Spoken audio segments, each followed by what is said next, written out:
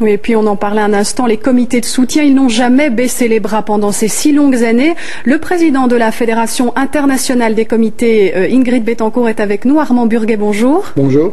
Bienvenue. Alors tout d'abord, comment avez-vous appris la libération d'Ingrid Betancourt? Comme tout le monde, par téléphone. J'imagine que la plupart des gens l'ont appris par quelqu'un qui leur a téléphoné.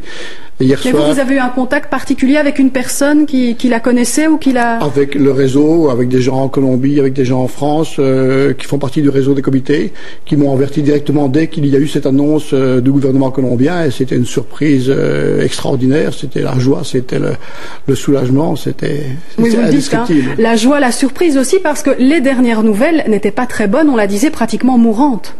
Oui, il y a eu des rumeurs qui l'ont dit mourante, dont on savait qu'elles étaient fausses. Donc certaines personnes ont propagé ces rumeurs. On savait par contre qu'elle était en mauvaise santé à cette époque-là, au mois d'octobre, mais pas au point d'être mourante. Par contre, on se tracassait très fort sur ses conditions. On sait qu'elles sont très dures, et on se tracassait surtout sur les dangers que ferait courir à Ingrid une intervention militaire armée, ce qui était le leitmotiv de toutes les familles, la famille d'Ingrid et de tous les autres séquestrés, d'empêcher l'armée colombienne de monter des opérations comme celles qui avaient été montées auparavant et qui se sont toujours terminées par la mort des otages. Donc cette fois-ci, la pression de l'opinion publique internationale et des gouvernements amis a été telle qu'ils ont monté une opération remarquable dont l'armée colombienne peut être fière.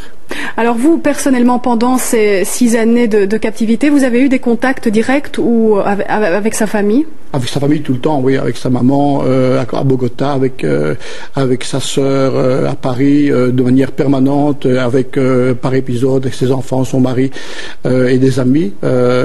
Ce sont des gens extraordinaires. Donc, mais également, comme nos comités ne se battent pas pour Ingrid Betancourt, mais pour tous les otages. Oui, justement, vous allez continuer votre combat maintenant avec elle, avec son soutien. Nous avons noué des contacts avec beaucoup d'autres familles. On va continuer le combat pour les autres séquestrés. Entre autres, ça a été le seul élément, disons, très négatif dans cette soirée.